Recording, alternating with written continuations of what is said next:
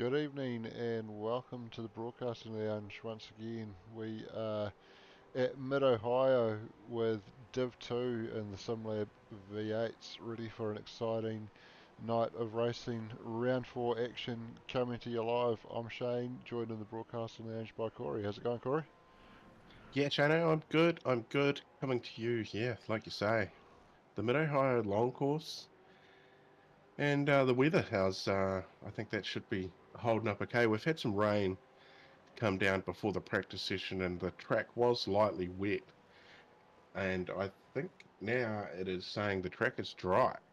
And I'm not sure if there's any chance of any rain to come down tonight. Yeah, so a bit of rain around, but looks like we're going to stay dry, so that's a positive, and yeah, very much looking forward to getting into it tonight. Plenty of action to come our way. This is a look at the conditions out there and the track that we're going racing on tonight. So Mid-Ohio Sports Car Course, twisty little circuit there, famous for IndyCar and IMSA racing. And we've got cloudy conditions out there at the moment with 82% humidity. So while the rain has stopped, still plenty of moisture in the air. Bit of a breeze sitting at 19 kilometres an hour that's just helped to dry that track off as well. Absolutely. And it is a tricky track too. It's got lots of ups and downs and a good little roller coaster section that always makes for a lot of fun. Uh, 13 turns, and especially getting around those last, like turn 11, turn 12, and turn 13, when you're in a battle too, is absolutely tough work. It's one of those tracks that you've got to get in a flow really early. Yeah, it is. It's a tricky final section of the track. I think Phil Carpenter has just coming into it now, so we can actually even jump on board and see him navigating that carousel and then having to hold it to the right to flick back to the left for the final corner there, and having to be super patient with the throttle. Somebody's burning up some tyres in pit lane there as Phil jumps into P2 in the warm-up, which is in its final minute now, so we are not far away from going racing.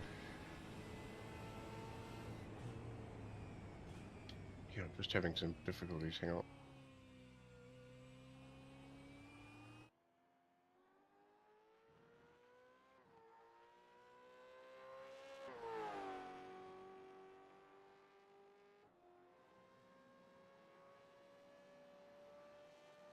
Brendan Brownie wants a rundown of Taupo. I was there over the weekend, and what an awesome weekend it was. Great to see supercars back in New Zealand once again, and Matt Payne, Kiwi, might have been driving the wrong car for me, but seeing a Kiwi pick up the JR Trophy is always very special. So that was cool to see as we go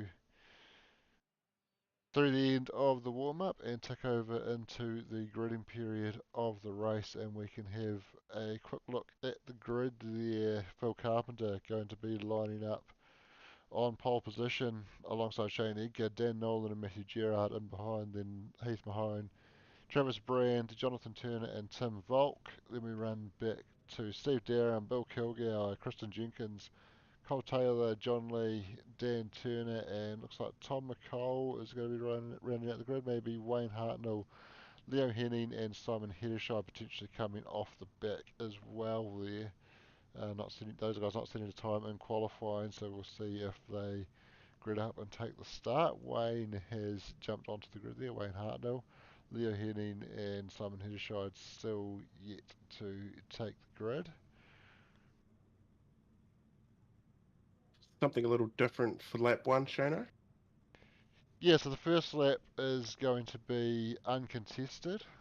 I think we're going to see the cars running around on the pit limiter for the first lap, no overtaking, and then we'll get into a rolling start. And that's something we're doing just as a tribute to, I guess, a member of the extended Supercars NZ family, Brooke Taylor, much loved partner of Blake Greenhall, unfortunately lost her battle with cancer this morning. So we are doing this as a tribute to her. Um, yeah, very tough moment. It's triggered a lot of emotions for everybody in Supercars NZ and obviously all of Blake's family as well, and Blake himself, and our thoughts are with Blake and his family at this very difficult time.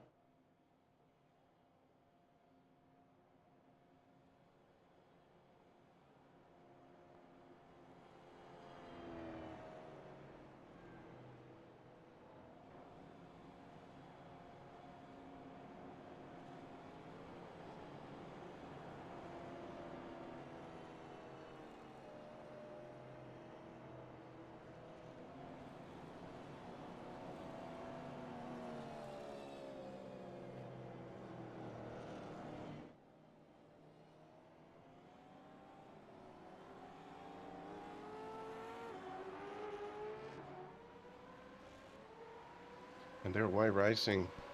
This is lap 2. Everybody looks like they've got away pretty well. Yes, so Shane Edgar immediately challenging Phil Carpenter for the lead and actually getting the nose ahead into turn 2, but he's going to be on the wrong side of the track trying to go the long way round. He's managed to hold on alongside though and actually gets the drive off the corner and powers into the lead, so Shane Edgar gets the lead there. Dan Nolan sitting there in the background in P3 looking if he can take some advantage of this battle. Oh, that was Phil Carpenter having a big slide. Ends up in the grass. Dan Nolan takes over P2. Phil drops into P6, so he's got some work to do to recover from that moment there.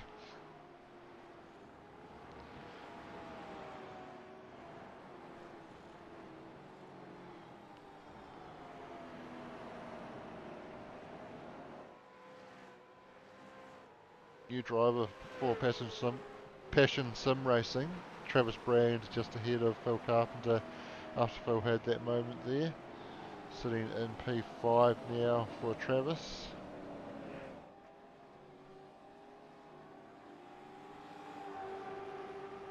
A few big sort of movers in the first couple of laps. Wayne Hartnell up 5 spots into P12, so that's a decent haul of people. Yeah, so he didn't get a time in qualifying and obviously got a very good start starting down the order, and yeah, as you say, up 5 spots to move into P12.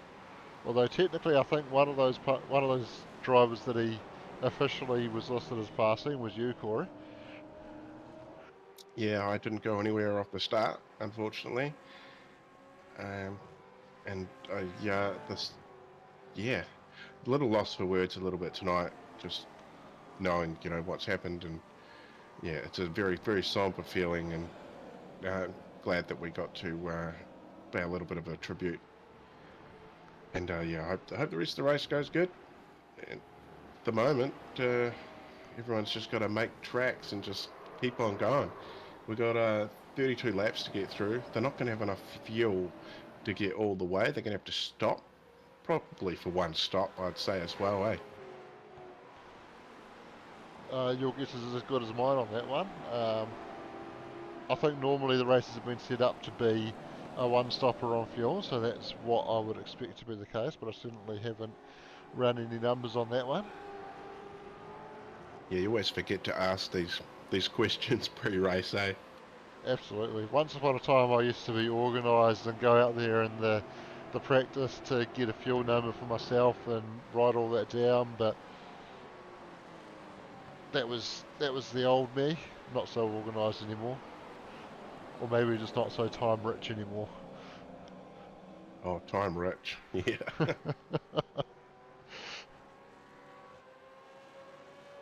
We all wish we were time rich. Yeah, that's for sure. It just, you don't know what's around the next corner, do you? So Cole Taylor further down the pack putting pressure on Wayne Hartnell for P12.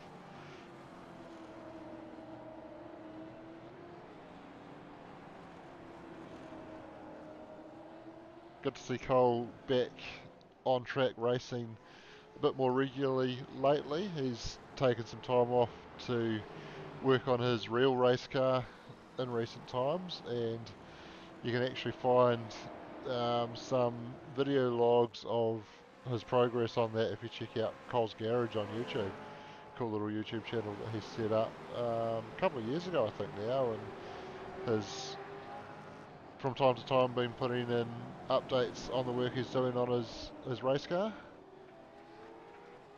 Yeah, part-time supercars driver, part-time YouTuber, as they say. Absolutely.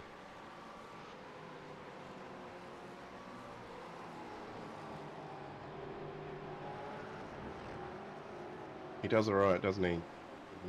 He's happy just running around and having some fun with his mates, which is what we're all about. Yeah, that's right. It's all about coming out here and having fun with mates, having a blast, having some yarns in Discord, and just blowing off steam from whatever's going on in your life. Yeah, it's great for your mental health. A little bit of good pass there, Cole, getting himself around Wayne Hartnell. So Cole's back where he started now, P12.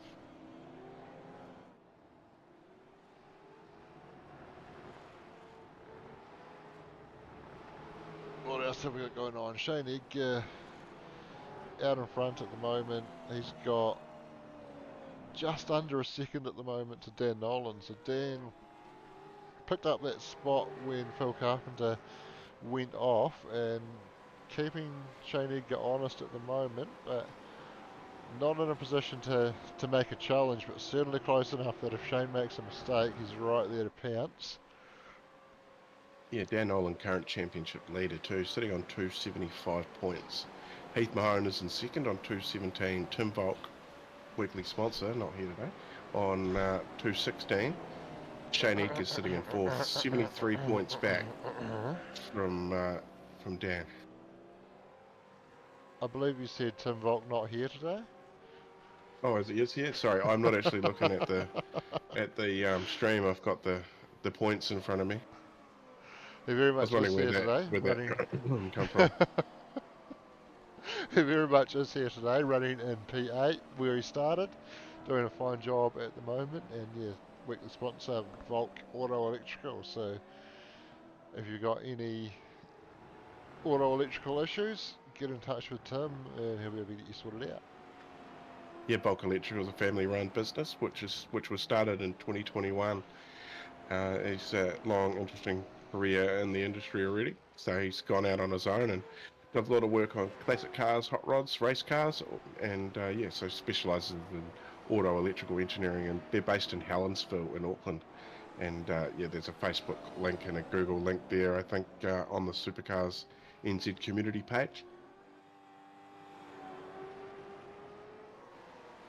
Yeah, and 2021, just want to say, what a bold time to go out on your own and start a business. Right in the middle of COVID, and he's taken a risk, and it's obviously paid off. The business is going well for him. Well, it's obviously still running 4 years later, so must be doing all right, and he's got enough cash to be able to put into a weekly sponsorship for Supercars NZ. So thank you, Tim, for your support there, and credit to you for taking that risk and obviously doing all right out of it.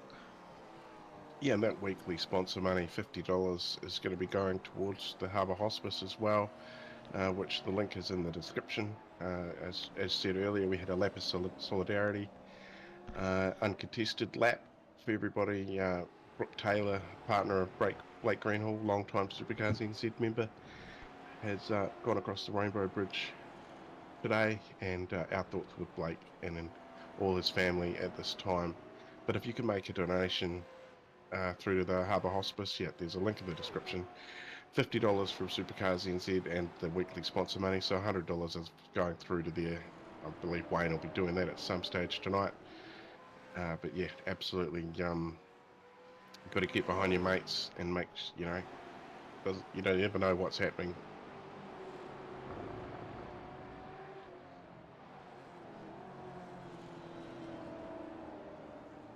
Tom McCall was putting a bit of pressure on his teammate Dan Turner, but just dropped off a little bit through the last sector. Definitely a very tricky section to follow another car through that carousel and into the final corner.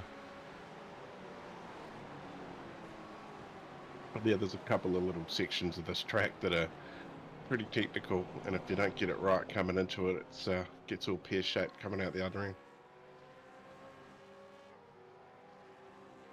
Sure does. So, not too many tight battles on track at the moment. Dan's actually just managed to stretch that gap over his teammate Tom McCall out to just over a second.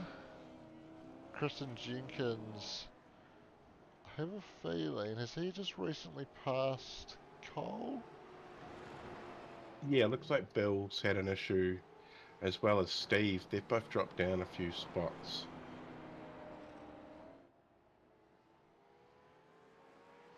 Yeah, so I've got Steve going off track here.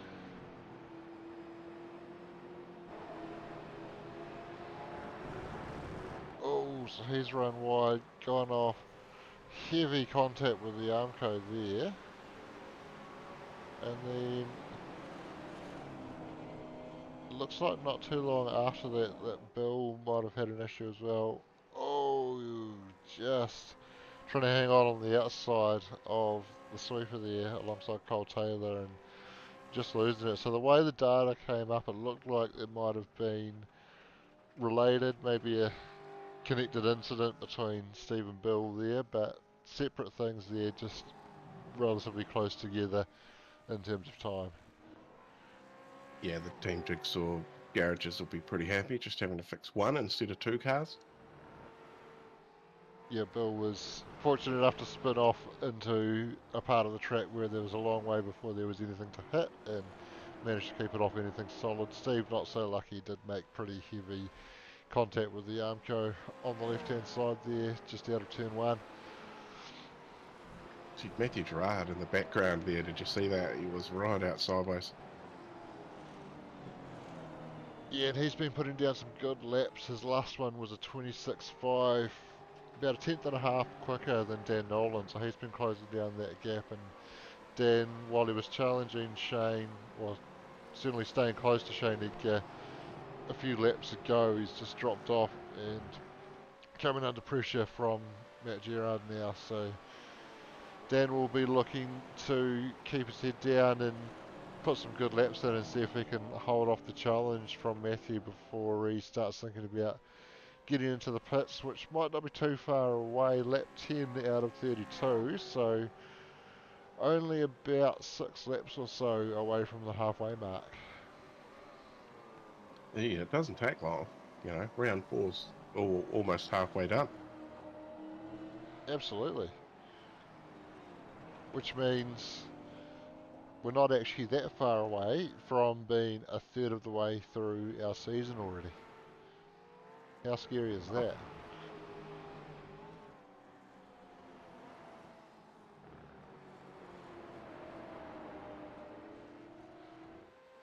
That's crazy. Winter is coming, and if you're a Game of Thrones fan, you can imagine that however you like.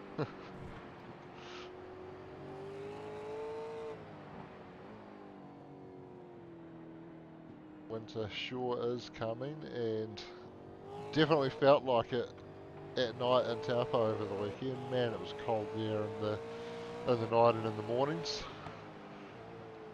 Yeah, right in the central plateau of the North Island, it does get a little bit nippy.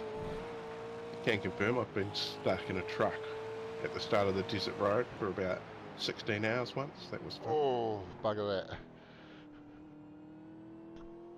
Yeah, there used to be a Caltex service station there in Wairua, and we all managed to trek our way back there, and we all hung inside with the nice lady who kept feeding everybody coffee and hot chocolates.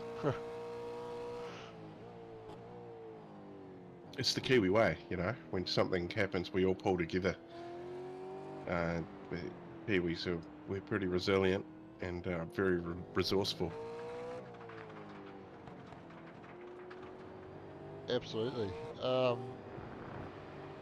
Crystally Bear, interesting YouTube handle there. To answer your question, on iRacing, if you navigate to My Leagues and find Supercars NZ, actually I think it's Supercars NZ Sim Lab V8s maybe, in there, within the league anyway, you can see the season and the points, but we should actually get on to getting a screenshot of that posted up in Discord and on Facebook as well would probably not be a bad idea.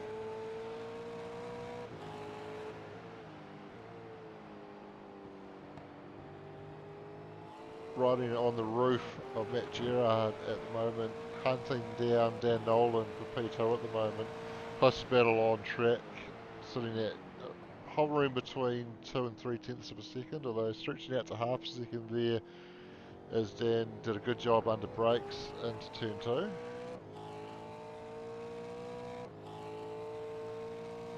Yeah, lap times are top sort of few guys there, all pretty close together. 126.8, 9, 7, 3, 6. So their top five all tracking pretty similar pace at the moment.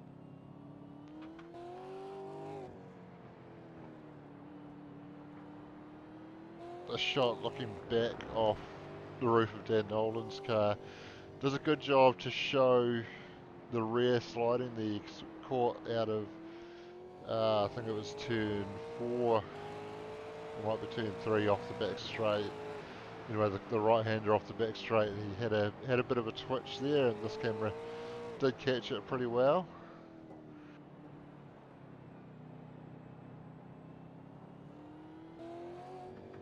And a good shot of Matthew Gerard in that orange car behind, hunting them down, looking for a way past. Hasn't been able to find a way past as yet. Heck, it's the reflection from the boot. Great. Pretty cool, isn't it? It is, yeah. As he's turning the corner, the landscape changing.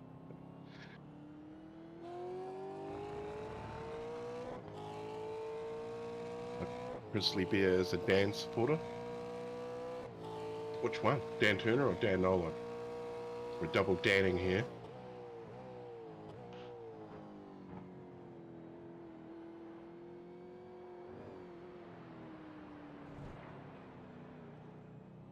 So nothing changing. Heath Mahone, Travis Brand, Jonathan Turner and Tim Valk, all where they started 5th, 6th, 7th and 8th.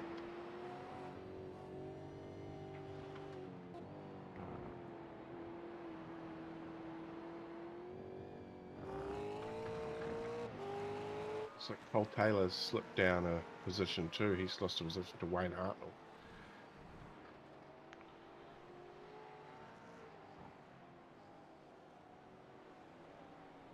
And we should be able to bring up a replay of that as well, actually. So this was Wayne Hartnell passing Cole Taylor for P10.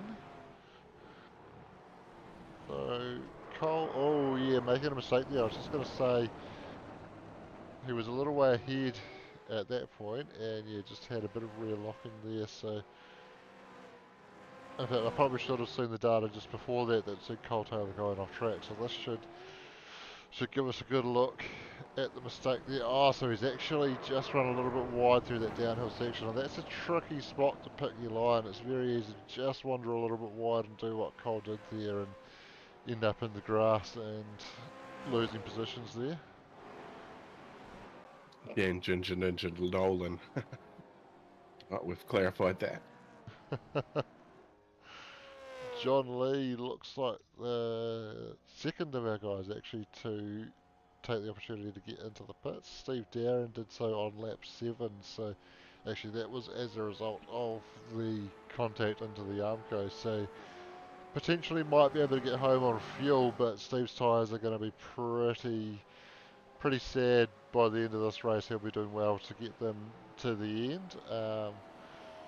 John Lee though pitting just now on lap 14 should have a much better chance. Still just shy of that halfway mark, but could have a good opportunity to put on an undercut and be able to get some track position as a result of the slightly earlier stop. Travis Brand coming into the pits as well, new driver for Passion Sim Racing. First main event tonight with Div 2 V8s.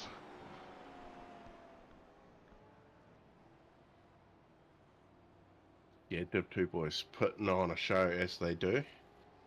The next one in might be the word in the Passion Sim Racing Discord. Get in and get that fuel now for the new fellas coming in. So Dan's just been able to stretch out a little bit of a margin over Matt Gerard here. Still not entirely comfortable by any means, but has managed to take a little bit of the pressure off. Might be thinking potentially he's been saving some tyres and now he's thinking it's the time to use up what he's got. Thinking about coming into the pit soon.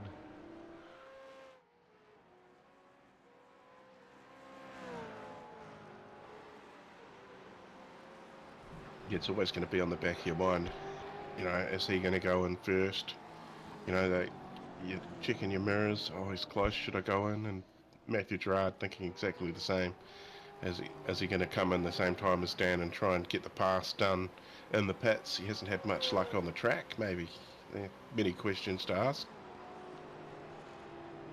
Orange Dan getting chased down by the orange car. Yeah, I have to say, if I was Matt there, I probably would have come in on that lap. Like you say, he hasn't had much luck with getting past on track, and coming in just a lap earlier can definitely get you track position. Obviously means you have to manage your tyres a little bit more towards the end, but once you've got track position, if the offset in pace isn't that much, it can be easier to hold on to track position that way than trying to put a pass on track. But we'll have to see how that pans out. He certainly hasn't taken the opportunity. One lap shy of halfway. This lap will be halfway. Of course, they wouldn't have taken much out of that wouldn't have taken much out of the tyres on that uncontested first lap. So potentially that could give them a window to push on a lap further. I would certainly be thinking if I'm in Matt Gerard's shoes here, though, I'm doing whatever Dan doesn't do here. If he pits, I stay out. If he stays out, I pit. And Dan pits, Matt stays out. There we go. That's that question answered. It takes the undercut out of it because Dan's in front. Can to be an overcut though. He's got that clear air. His tyres are up to temp. Does he come in next lap and try and overcut, or does he go longer and try and have a tyre offset towards the end? I have a feeling Dan might have just overshot his box and had to back up there. Just noticed it seemed to take a little while for him to come up on the jacks. He's popped out in P6, side by side with Kristen Jenkins though, so that's going to become P7 for now at least. And he'll be doing well to live on the outside of Turn 2 on cold tyres, and he does just slot in behind. I'm just going to...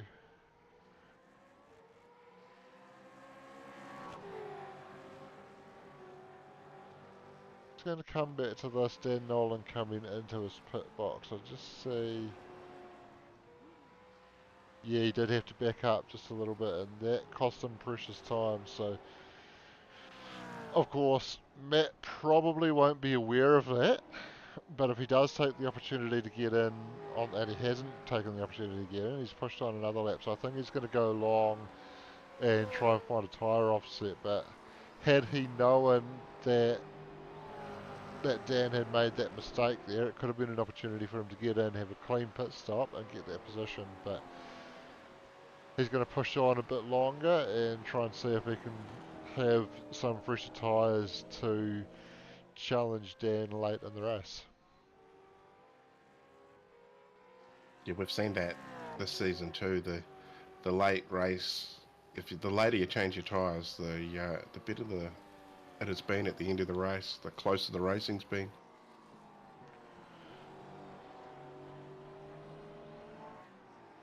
Yeah, that's right. It's almost the Shane Van Gisbergen strategy that he put to great use in his... Oh! Matt Oh, good Gerard save. having a big slide there. Like you say, good save, gathers it up, but Phil Carpenter getting the position into P2 there, and it's going to hurt Matt in his long-term battle with Dan Nolan as well. Yeah, meanwhile, Shane Edgar, 6.5 seconds out in front now. Just Hasn't cruising, thought isn't he? about pitting yet, though. No, he goes past pit entry once more. Phil Carpenter into the lane now. Is it they having the clearer air? He's probably used less fuel than everyone else, or he's going faster than them. Yeah, certainly going faster and more air over the splitter there, so probably more drag. But he's just been cruising out front. Wouldn't have taken much out of the tyres, and I think that's the critical thing there, is he's been able to just cruise and look after his tyres. That's given him the confidence to be able to go longer on this set and be able to push a little bit harder by having less to do on the second set after he pits.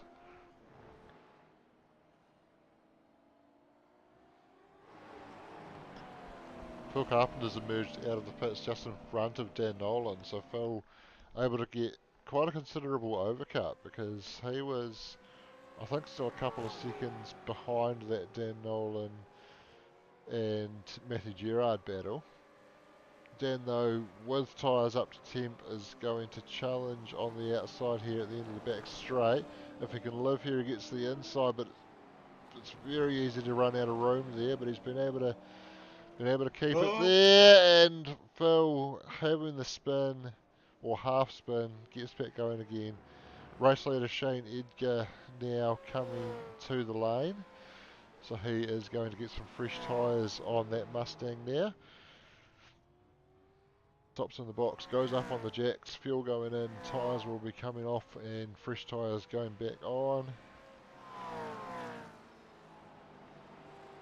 Yeah, just the two guys out of pit, Jonathan Turner and Matthew Gerard. So Matthew Gerard takes control of the race for now, but they're probably going to come in, these two, this next lap, I reckon. Yeah, getting down to, it'll be 12 laps remaining at the end of this one. It's all well and good to go long, but at a certain point you've got to think about how long you're actually going to have to do anything with the fresher rubber. So you don't want to leave yourself with too few laps to be able to actually use that advantage.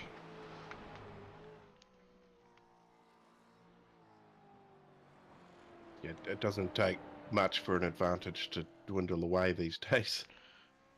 Absolutely not.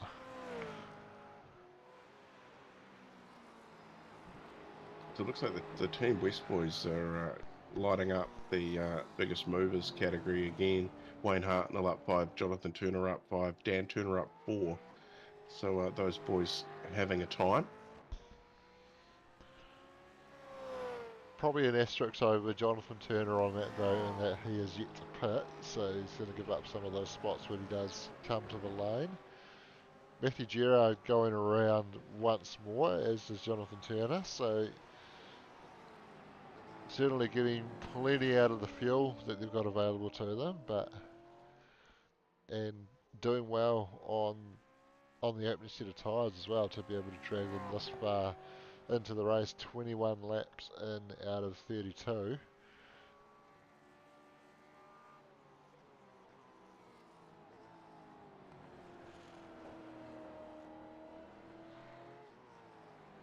But like I say, sooner or later, you've got to come to the lane to actually be able to make use of the tyre advantage. If you stay out too long, that gap becomes too big, the number of laps remaining becomes too few, and you can't actually use the advantage that you've got with fresher rubber there. So I don't know how much longer Matt's going to stay out. Maybe he's just going to run to the end of the fuel load. We'll have to wait and see. I don't actually know where the end of the fuel load will be either. So he comes in now though, lap 21, and really attacks that pit entry, gets it onto the limiter. Don't actually know that he's turned the limiter on because he's not showing the flashing headlights, and I didn't see the pit limiter light at the rear of the car flashing either. Jonathan Turner is going to go around again, so he continues on. Takes the lead of the race for now. Yeah, Shane Edgar gets past Matthew Gerard comfortably as well. He's already around turn 2. 1. He's around turn 1. And it looks like Matt Gerard's going to get out clear of Dan as well. The overcut gets the job done. It does, so fresh air and the mistake in the pits from Dan Nolan overshooting his box was enough for Matt to get the position there, despite that big slide that we saw him have around the back of the circuit there. He's still been able to come out with a 1.3 second margin over Dan Nolan and fresher tyres. So all that talk I said about having to get in and make use of the fresher rubber, well, you can ignore that because he's already got the position, and now he can use that fresher rubber to pull a gap on Dan. Of course, that's the way it goes in theory. Might not necessarily go that way in reality.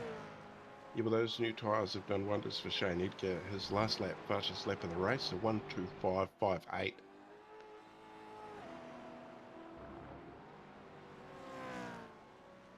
Very impressive. Looking at the times around him in terms of last lap. Phil Carpenter actually a 1:25.68, so not too far off that, but a 1:26 this time around. So yeah, certainly that 25.5, very impressive time, and has managed to do a 25.9 on the following lap as well. So relatively consistent pace.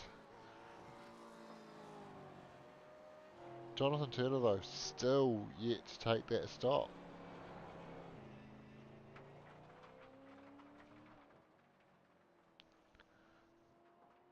Running through some gravel that somebody's dragged onto the track there. Spreading it out a bit more.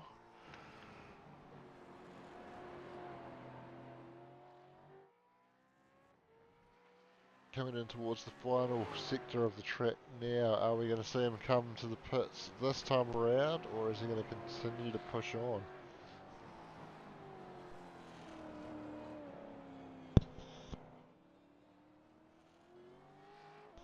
He goes another lap, so Jonathan Turner very much able to make those tyres last, but Shane Edgar not too far behind now, so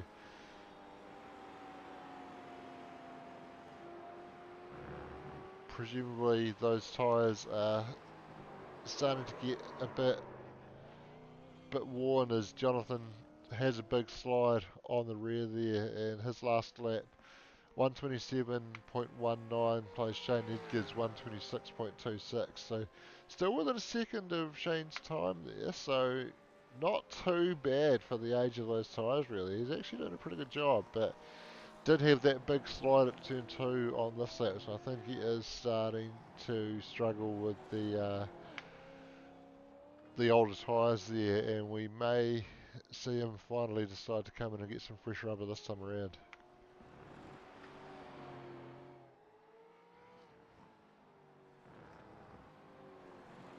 Yeah, they can get awkward real quick with bad rubber.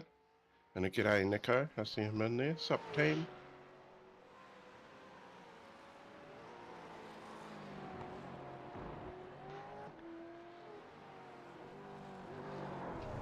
Oh, JT having the slide in the carousel, runs into the grass, manages to recover it into the pit lane without losing too much, but I wonder if he just pushed it a lap too far on the tyres and that might have hurt him there. Brings it into the lane now and he'll stop in his bay and go up on the jacks.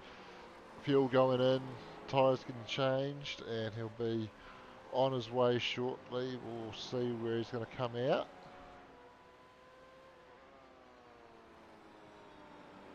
He's getting underway now. He's sitting in P8. Looks like a decent gap back to John Lee in P9 there. So I think Jonathan Turner should be emerging in P8.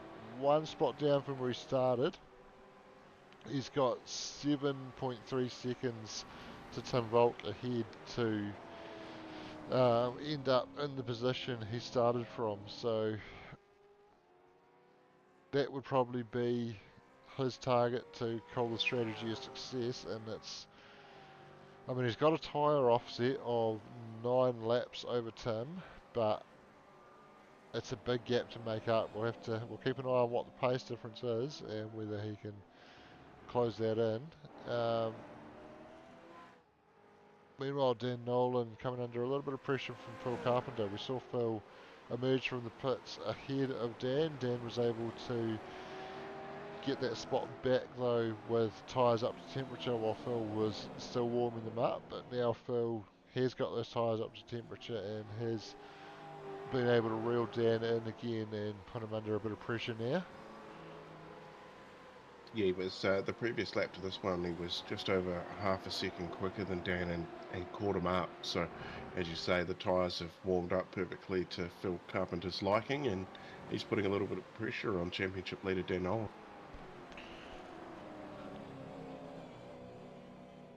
Yeah, and Dan will be keen to hold on to a podium here, but at the same time, I believe he's where he is in the championship out front because he's been achieving consistent results near the top. So what he won't want is to end up in a battle that results in him getting turned around or off the track or with damage that results in him dropping down the order. So I think we'll see him do what he can to hold Phil off, but if it gets to a point where it's looking like it might be getting a bit risky, he will probably give it up and just consolidate with a very solid P4 here.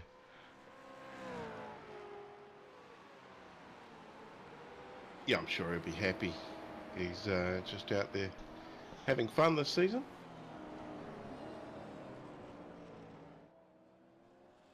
Yeah, he's stepped down from Div 1 because he felt he wasn't enjoying himself in Div 1. getting involved in some very intense battles. Certainly some guys in Div 1 that raced very hard, and I think he found himself caught up in a few too many incidents. Wasn't really enjoying himself where he was running further down in the pack, and decided to drop back to Div 2 because he just wanted to get back to enjoying his racing, and he's certainly doing that this season.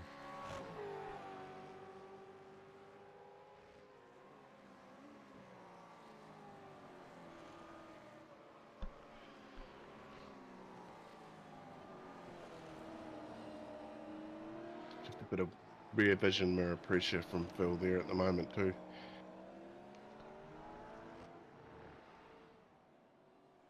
So far though, Dan is taking it all in and just keeping his head down, which is all we can do in this situation.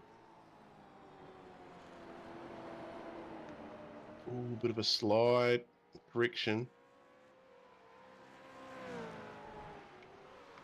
I think Phil did the same thing there too, didn't he? Yeah, I was actually looking at my cameras on the right hand side, so I wasn't looking at the feed there, so I couldn't tell you, but I'll take your word for it. Yeah, both of them pushing pretty hard. Yeah, we ride on the roll bar of Phil Carpenter here, putting the pressure on Dan Nolan early on lap 28 out of 32, so not too long to go. It'll be 4 left at the end of this one. Out onto the back straight, he'll look to pick up a bit of a draft, but Dan got a nice exit and he's been able to pull the gap out to 4/10 of a second. Phil does pick up a bit of a draft towards the end of it, but that exit that Dan got meant that he had enough of a gap that Phil couldn't really challenge into the braking zone. So Dan doing a good job of making sure he gets off the corners that he needs to get off well.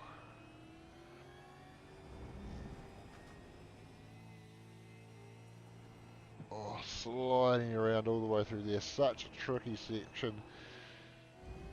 A section that you want to be able to take flat out through that little left and right, but the elevation change and the fact that these cars are under-tired and overpowered means you just have to lift off that throttle or you got to go around.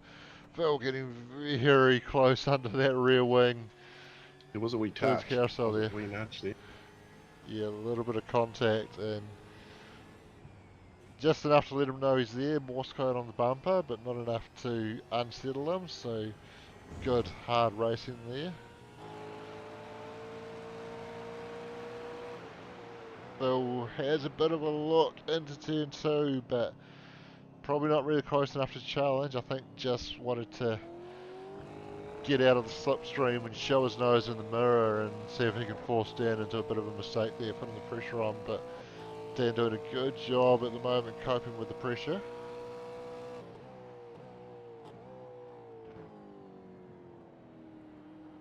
Again, Matthew just turning in fractionally early to show the nose. He's going to try and go around the outside here. And he's been able to keep the nose in. There's a touch. Dan goes around, or not quite goes around, but has a half spin. Matt Gerard. Sorry, no, it was Phil Carpenter he was racing with. Apologies. So Phil Carpenter also got unsettled there with the contact and actually lost a couple of positions. So Dan Nolan certainly coming out better off there of the two. It was hard to tell from the onboard there Yeah, who neither did of them what. knew either. I've just heard them both over the comms, just saying they'll have a look at it after the race. It's good to see a couple of drivers, didn't get aggro at each other or anything. They just, well, yeah, we'll look at that later. They were both unsure of what happened, so yeah, good work from the pair of them there. Yeah, absolutely.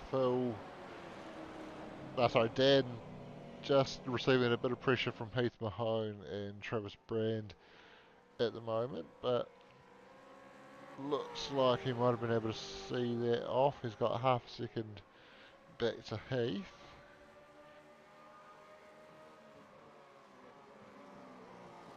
Just wanted to see if this could potentially turn into anything, but he's got it to a piece of the track now where it's going to be a bit harder for those guys to try and mount a move, so we can have a look back at this incident now. So Phil had tried to go around the outside. He came from a long way back into that one, didn't he? I just think Dan wasn't expecting them to come charging down the inside there, and turned into the corner, and it was too late for Phil to get out of that there. So don't know whether there will be any tickets submitted at the end of the race. Certainly Phil came out worse off out of that, and I think, as Travis Brand has a big sign in the background, does a great job to gather that up without going around and going into the wall. Has lost position to Phil Carpenter, but that was a great save. He was completely sideways, completely locked up on the brakes to get it gathered up again, and man, I don't know how he kept that off the wall and kept it pointed in the right direction. Yeah, good job. He was heading to that wall pretty quickly and got out of it. Yeah, absolutely. And the point I was getting to there was, I think Dan, considering he's still in that podium position, I think he'll be happy to let that one go. Um, I don't think he will submit a ticket for it, and yeah, I think Phil was, let's say, a little bit more responsible than Dan for that contact, but it was good hard racing. He had a crack, and it just didn't quite pan out. But yeah, I don't think we'll see any tickets submitted for that one. Um, Ultimately, it's probably panned out where the guy who was more innocent has not really been hurt too much in terms of position. So I think it'll be all play Ooh, on. final lap already. We are on the final lap. Shane Edgar into turn two, and he's just been cruising out front. Yeah, he got that lead pretty early, and yeah, well worth it. So he's halfway through his final lap, and a bit of a flash for the boys. Go KRF there, BJ in the comments.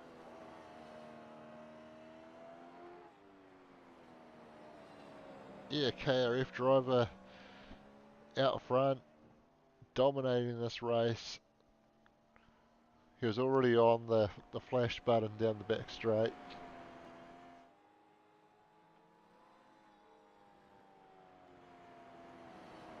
Yeah, it's always good to get your first victory in the league too.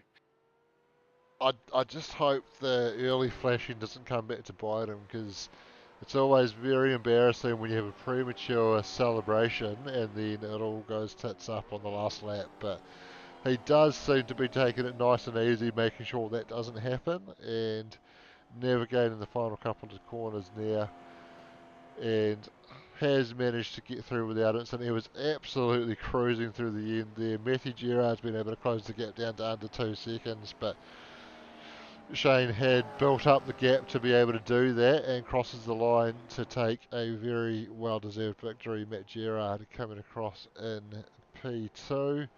Dan Nolan holds on to that podium position in third. Heath Mahone P4 there. Phil Carpenter recovering to P5 after that contact with Dan. Travis Brand finishing where he started in P6. Tim Valk coming home 7th. Jonathan Turner 8th. Dan Turner 9th as he comes across the line there. John Lee looks like he will round out the top 10, gets to the line to confirm that. Wayne Hartnell coming through the last couple of corners now, running in P11. Takes the checkered flag now to claim that position. Bill Kilgour will be P12 as long as he makes the finish line, because Steve Darren has already crossed the line a lap down in 13th. So Bill P12, Steve Darren, as I said, P13, a lap down after having that moment at turn one and into the Armco, but stuck it out to pick up some valuable points. Cole Taylor looks like he came home a couple of laps down there in P14, and I think Kristen Jenkins may be calling it a night early by the look of it, only completing 21 laps tonight, and Tom McCall completing 18 laps, so I believe he also called it a night early, and those two I think will miss out on points tonight, but very exciting night of racing as usual. Bit of a smaller field in Div 2 tonight, unfortunately, but that didn't stop them from putting on a show. And yeah, plenty of good battles out there as Matt Gerard's completing the cool down lap around the track. Heath Mahone lining it up, celebrating a P4 there. Some good battles out on track despite the full small field size. Shane Edgar, though, got to the lead on the first competitive lap of the race and didn't look back. Charged home to a victory that was much more comfortable than the 1.8 second margin that will go down as the official result, and certainly a well-deserved victory for Shane tonight. But it's a night where we're all we're all a little bit shook up by the news that we received today, and it's certainly not a happy day in Supercars NZ. Again, our thoughts with Blake and his family, and if you can, please click the link that's in the comment section and also in the description on the stream to donate to Harbour Hospice. Um, Blake has made it clear just how well Harbour Hospice um, looked after Brooke in her final days, and he was contribute towards Harbour Hospice. So please do get along to that and make a donation there. The $50 that Valk Auto Electrical have contributed for this week's weekly sponsor will be going to that, and Supercars NZ will kick in another $50 to that as well. But please, anything that you can contribute, please get along to that and make a contribution. Yeah, well said, mate. It's all we can do now is rally around our friend, Blake and his family. He's become part of ours, and yeah, yeah, thoughts with all of his family and all of Brooke's family, and Brooke may rest in peace. And I promise you, we will have a trophy named after Brooke at some point for something. We've come up, and I think that's going to happen. So look for the Brooke Taylor Memorial Trophy coming up for grabs sometime in the very well, it could be any time, but yeah. So yeah, somber day, uh, but well done to everybody who come out and had a race, and well done to Shane getting his first victory in Supercars NZ as well, and for KRF. So yeah, where are we heading next week, Shane? That is a very good question. Um, Normally a little bit faster onto that, but the V8s will be heading to Donington next week, so that should be a bit of fun. Donington GP, Donington Park, and of course Thursday we will be here. It'll be me and Doug, I believe, on Thursday. Shano is away, and it'll be round 4 of the GTE series coming to you from Italy. We head to Monza for round 4. Excellent, love that track. I'm not away this Thursday. Okay, well, I misread something in your you guys' schedule, but well, I will see you on Thursday too then. Yeah, I will be here. Doug's going to be running it, but I believe unless something comes up, I'll be around. Um, yeah, looking forward to GTEs at Monza. That's going to be great. Is it Monza? Yeah, It is Monza. I briefly had a thought we'd already been to Monza, but maybe that was the V8s. it was the end of last season, the GTEs, I believe. Ah, okay.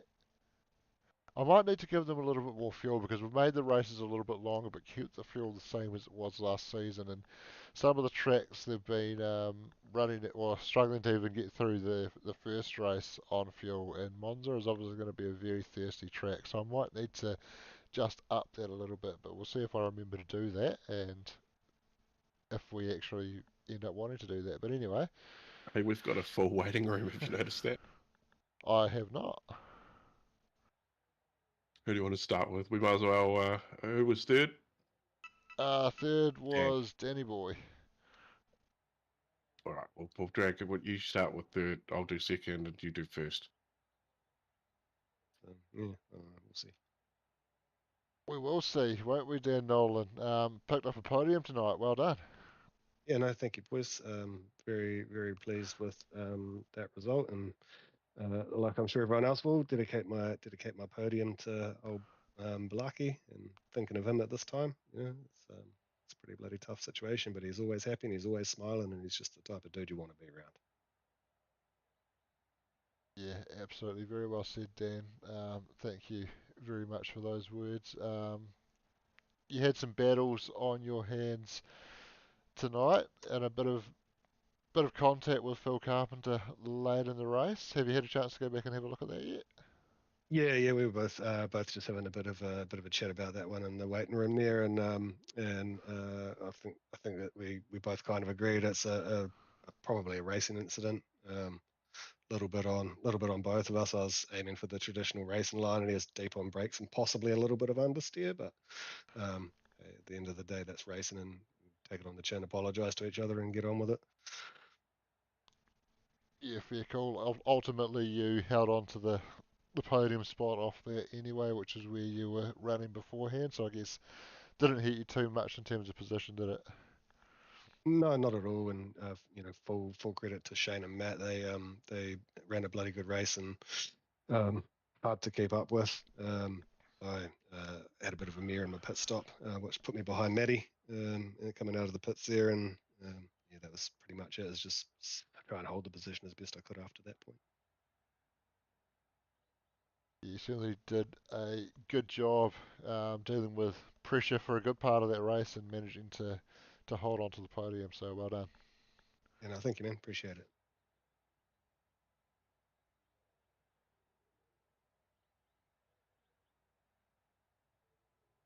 All right. So who are we bringing in next? Matt Gerard, is Oh, it? yeah.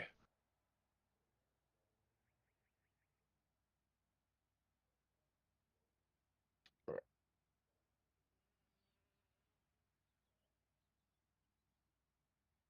I think we both did that at the same time. Matthew Gerard, P2, Div 2, round 4 goes to you, my friend. How was that for you? Yeah, not a bad race, I guess. That I was just saying to the boys, that last section of track is just really technical. The way it's just so undulated, I think is the right word. Up and down, and so you come up over a brow, and if you put the gas on too hard, it just wants to step out on you. So you got to just be real gentle with your throttle, bring it on nicely, and even short shift if you have to. And I've just felt like I struggled a little bit with it. Like I was always on edge going through that area. But other than that, no, it was an enjoyable race. Yeah, you behind Dan Nolan there for quite a period and come through the pit stop, come out in front and never look back. Yeah, I was surprised that I came out in front of him. I could only assume that he'd had a mistake along the way somewhere.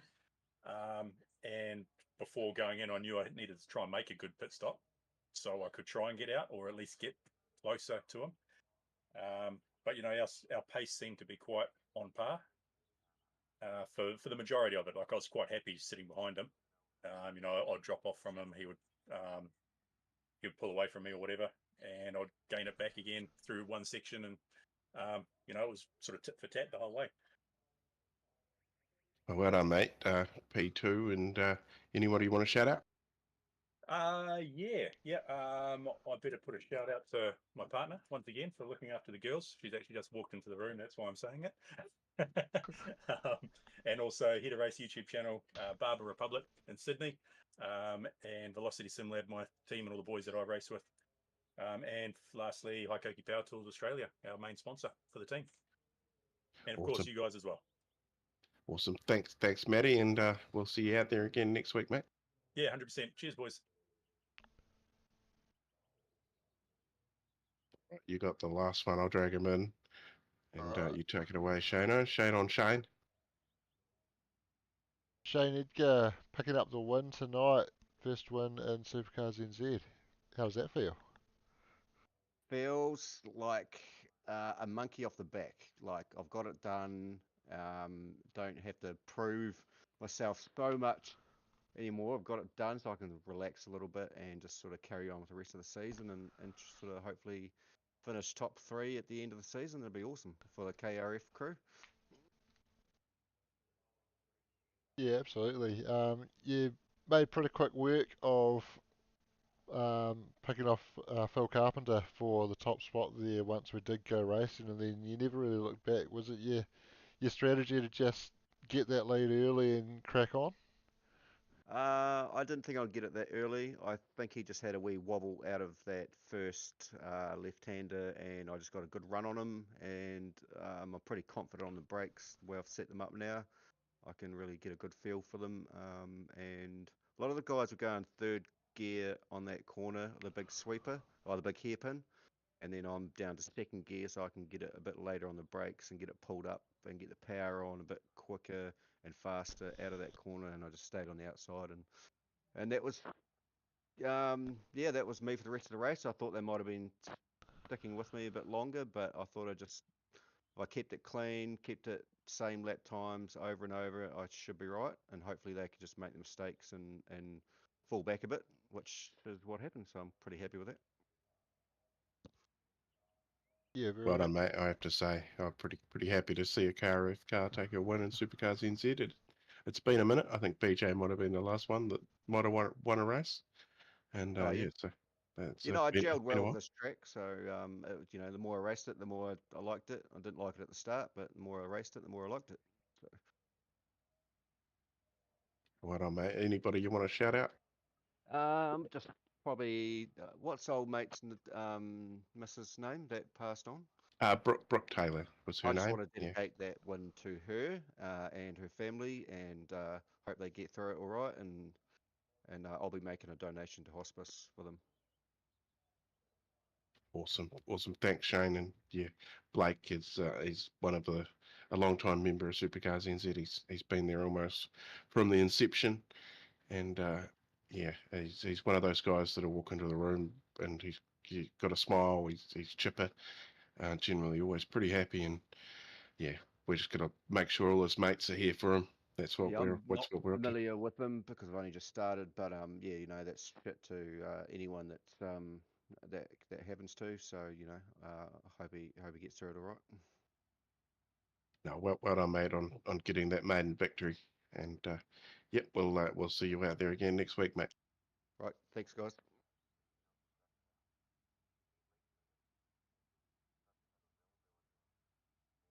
All right, well, that's us for Tuesday night. Big thanks to Valk Auto Electrical for coming on as our weekly sponsor this week, and as we mentioned, that $50 that they've contributed as the weekly sponsorship, that's going to go straight to Harbour Hospice. And Supercars NZ will kick in another $50 there as well. Big thanks to Allports and Sim Lab for sponsoring the V8 series.